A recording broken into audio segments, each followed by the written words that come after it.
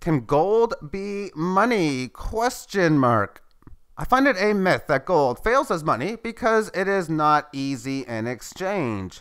After all, how would one send 0.0662971 troy ounces of gold if that was a price bill for some monetary transaction?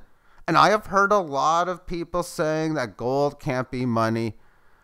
There is really only one word I can say about that, and that is bullshit. It can very easily be that of money, and it could have been for several decades.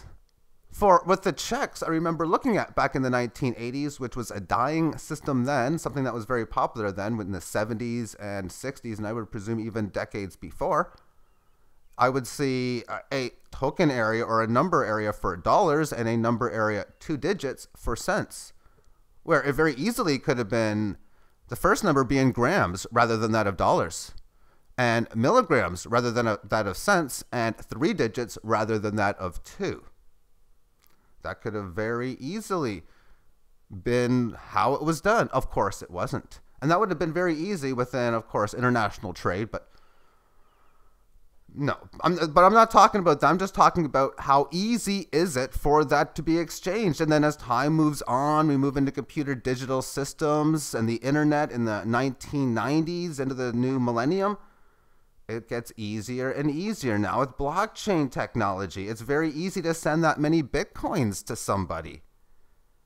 So why wouldn't it be that easy to send gold? Gold and silver, and really even the entire stock market, should be running on a blockchain technology. And I think that the stock markets and gold and all of these markets that are traditionally run will eventually do such as we move forward.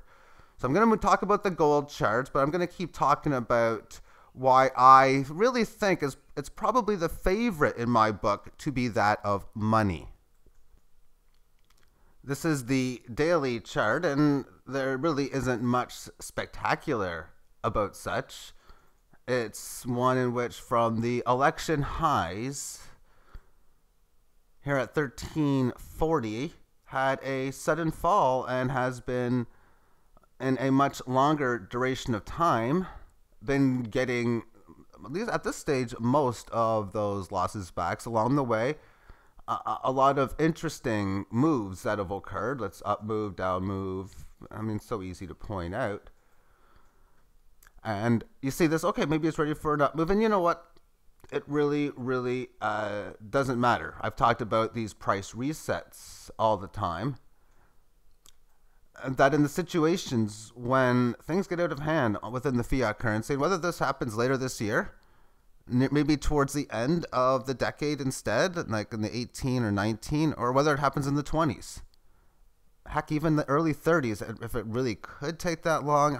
I mean, I'm kind of surprised it's already taken this long. But when it does happen, whether gold just does nothing and stays at 1241, whether it goes down to 1100 and 900 maybe, or whether it rallies up to 1600, I don't think any of that's going to even matter when a lot of the big problems works within how it's traded, with the COMEX, the derivatives within it, all of the fake gold and silver on the markets. That's going to become a situation that really will have to force a free market system, most likely via the blockchain technology. So then moving into something like that, to me, regardless of the price, a true price reset and major early volatility is going to happen. The volatility will happen anyway, regarding, of course, a huge economic monetary failure in the debt system. The debt problems, of course, extreme.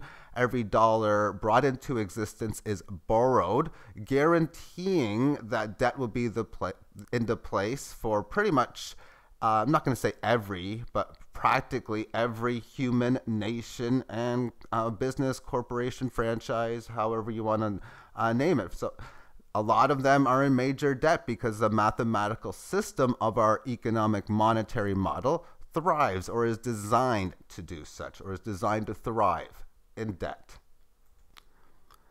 The weekly chart, it's just as sideways as whatever boring that you can talk about, because I already talked about how we had this big move from here to here, and it's just in the middle, and we had this big move from here down to here, and it's still done everything above the low and below the high, which is a sign of the neutrality within this time frame.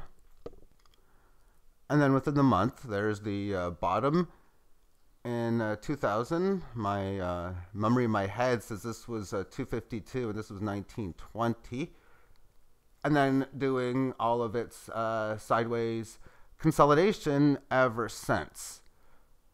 So the way I look at it is, what will be money as far as, say, by the end of 2029?